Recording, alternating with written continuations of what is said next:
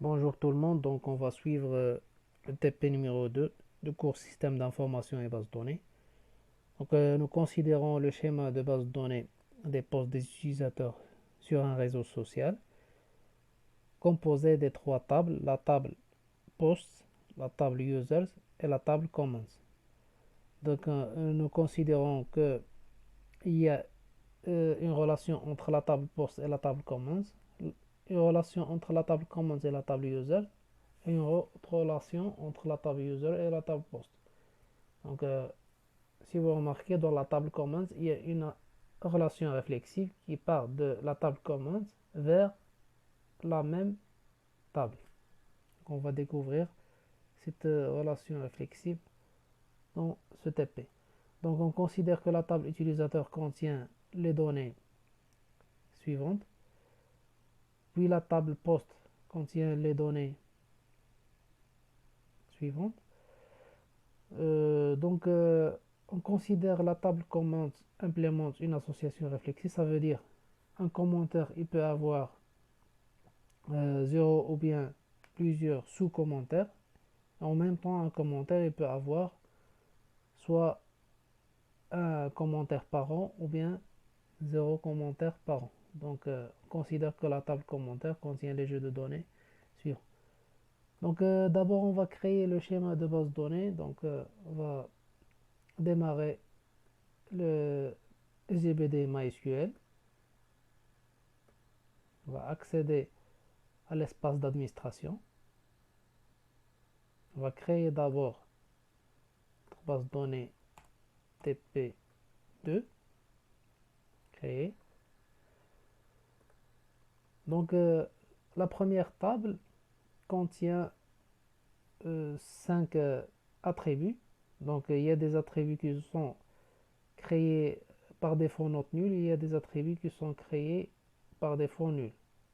Les attributs qui sont créés note nulle, ça veut dire que les champs doivent avoir obligatoirement des valeurs lors de la création d'un tuple dans la base de données. Et pour default nul, ça veut dire que si on spécifie pas des valeurs, donc c'est pas obligatoire, les valeurs vont prendre la valeur nulle. Donc on va utiliser la clause createTable pour créer la table commons. Puis on va créer la table post. Dans la table post, il y a 4 attributs id post, id user, post name et post contents.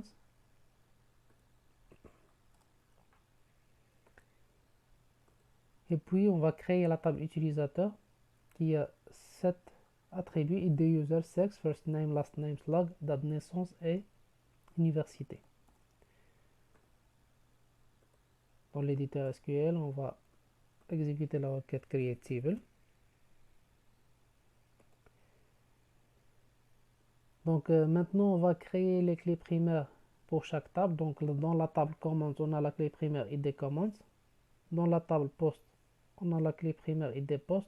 Et dans la table user, on a la clé primaire id user.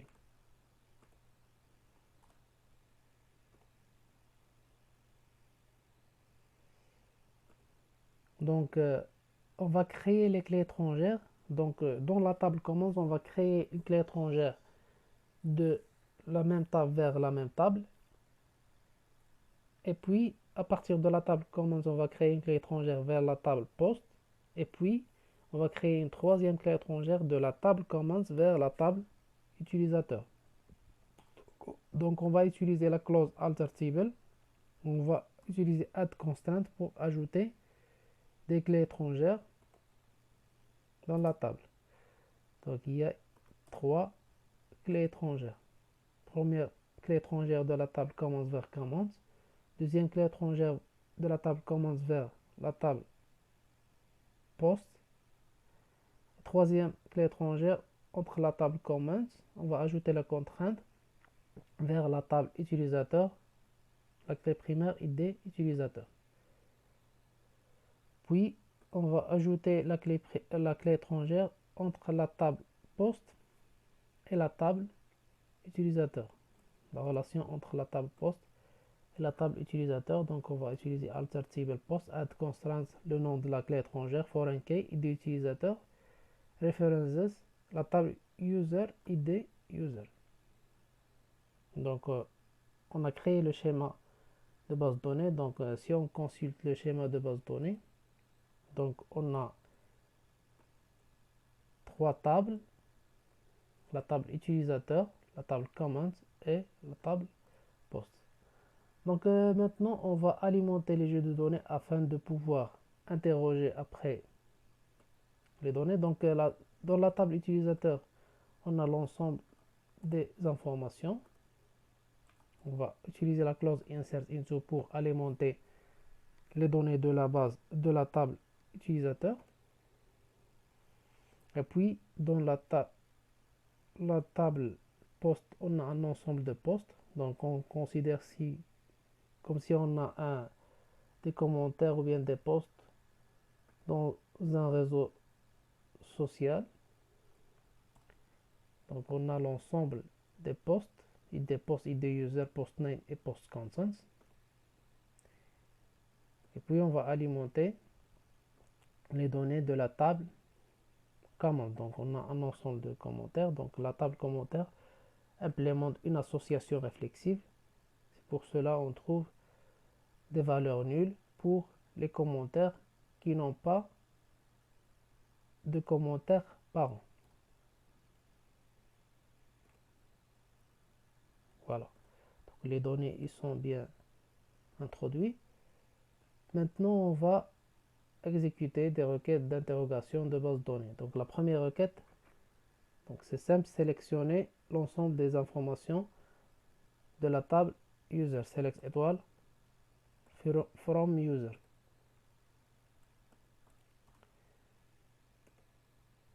Voilà. Donc dans la deuxième question, sélectionner les utilisateurs qui ont les noms Jordan, James, Xu ou Kevin. Donc on va sélectionner les informations à partir de la table utilisateur. Where first name in la liste des valeurs spécifiées. Donc on a utilisé select et la clause in pour sélectionner les valeurs parmi une liste de valeurs. Donc voilà le résultat de requête. Question 3, trier par nom utilisateur et nom poste les commentaires de l'utilisateur qui a l'id égale à 4 et commentaires commençant par T. Donc ici on doit faire une jointure entre la table comments, users et post. On va utiliser une jointure interne. Bien sûr, l'équijointure entre l'id de la clé, la clé primaire de la première table et la clé étrangère dans la deuxième table. On va faire une restriction sur id utilisateur égale à 4. La description like, ça veut dire comment la description commence par la lettre T et puis n'importe quel caractère. On va ordonnancer par first name et post name.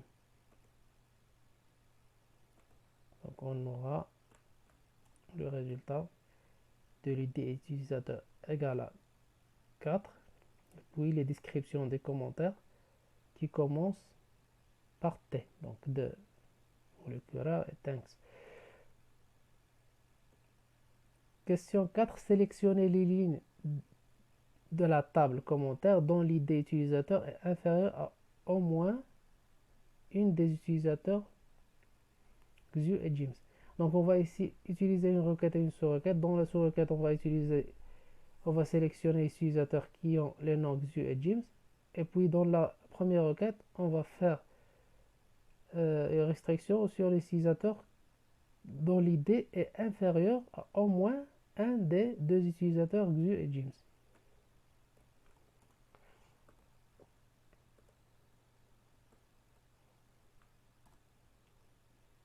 Donc voilà. Donc on aura comme résultat. Donc la question 5, sélectionner les lignes de la table commentaire dont l'id utilisateur maintenant est inférieur à toutes les valeurs sélectionnées dans la sous-requête qui sélectionne les utilisateurs qui ont le nom Xu et James. Donc ici, si on regarde dans la base de données les utilisateurs Xu et James ayant l'id 2 et 5, donc bien sûr, on va sélectionner les utilisateurs qui ont l'id inférieur à 2 et 5. Donc on n'aura que l'utilisateur qui a l'id numéro 1 à partir de la table commentaire. Parce qu'on va sélectionner les utilisateurs qui ont l'id inférieur à tous les utilisateurs qui ont le nom Xu et James. L'utilisateur Xu a l'id égale à 2.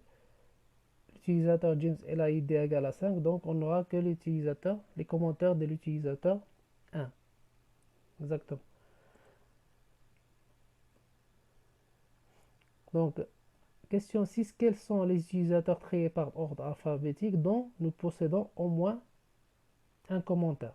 Donc, on peut faire cette requête en utilisant deux manières. Dans la première manière, donc, on va toujours faire ici une jointure entre la table commandes et la table utilisateur. On va sélectionner les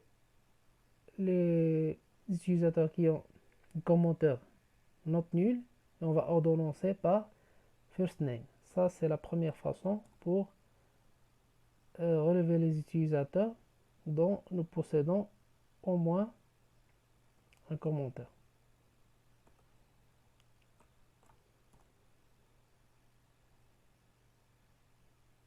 En utilisant une jointure entre les deux tables user et comments. Donc il y a une deuxième façon de faire la requête sans faire la jointure. Donc on va utiliser une requête et sous-requête. Dans la sous-requête, on va relever les commentaires, les idées d'utilisateurs à partir de la table commande qui ont la description not null. Ça veut dire qu'il y a des commentaires et on va sélectionner les utilisateurs qui existent dans ce sous de requête et on va ordonnancer par first name.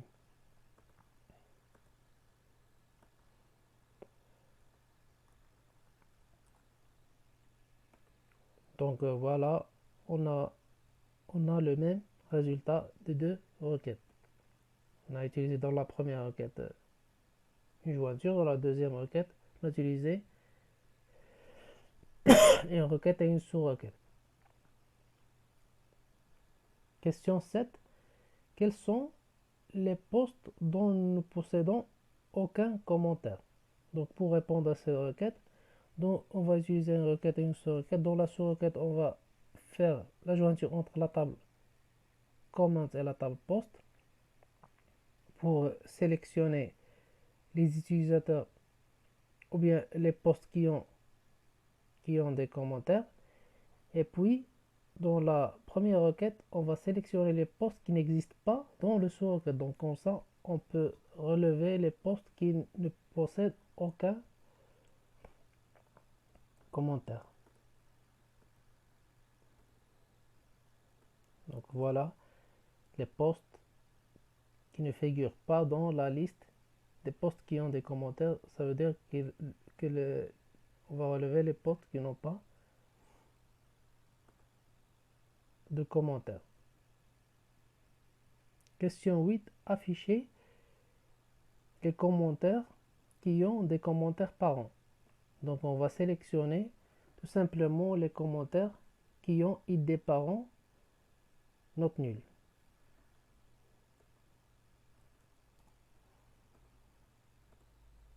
Select from comments where id parents not nul. Donc ici, on va profiter de l'association réflexive ou la relation réflexive qui existe dans la table comments. Donc voilà, commentaires qui ont des commentaires parents. Question 9. Trier en ordre décroissant les noms des 4 premiers utilisateurs. Donc pour sélectionner les 4 premiers utilisateurs, donc on va faire select from user et limite 4. Il va sélectionner seulement les 4 premiers utilisateurs et on va ordonnancer par first name. Donc select first name from user, order by first name, limite, donc on va sélectionner que les 4, on va trier que les 4 premiers éléments de la table utilisateur. Question 10, afficher le nombre des utilisateurs. Donc on va utiliser ici un aria. Donc l'aria ici c'est le label nombre. On va utiliser la fonction count pour compter le nombre d'utilisateurs dans la table utilisateur. Donc on va faire select count étoile from user. Donc, bien sûr as nombre c'est l'alia qui va afficher le nombre des utilisateurs. Question 11, afficher les utilisateurs dont la deuxième lettre du nom est AA. Donc ici on va utiliser la fonction substring pour sélectionner le deuxième, ou bien la deuxième lettre dans first name. Donc à partir de la deuxième position on va relever une lettre et on va faire tester si c'est la lettre est égale à A. Donc select first name from users where substring first name 2 c'est la position à partir de laquelle on va relever la lettre et 1 c'est la longueur de ce string. Donc voilà, c'est James comme résultat. Question 12, afficher les noms des postes en remplaçant les A par arroba et les E par 3. Donc ici on va utiliser la fonction replace de chaîne de caractères deux fois. La première fois pour remplacer la lettre A par arroba et la deuxième fois pour remplacer la lettre E par 3. Donc on va utiliser select replace deux fois, imbriqué. Dans la première fois on va remplacer le A par arrobas et puis dans la deuxième fois on va remplacer le E. Donc c'est une fonction utilisée d'une manière imbriquée. Donc voilà, résultat, on a remplacé les lettres A par arroba et E par 3. Requête 13, afficher les noms des utilisateurs dont le nom a un nombre pair de lettres. Donc ici on va utiliser la fonction de chaîne de caractères char_length qui va relever la longueur de first name et on va tester si le mode de division, ça veut dire le reste de division, égal à 2 pour relever les utilisateurs dont le nom a un nombre pair de lettres.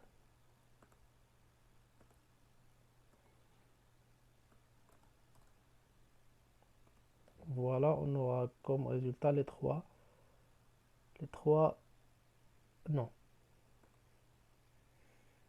Donc on est arrivé à la fin de TP numéro 2 et merci.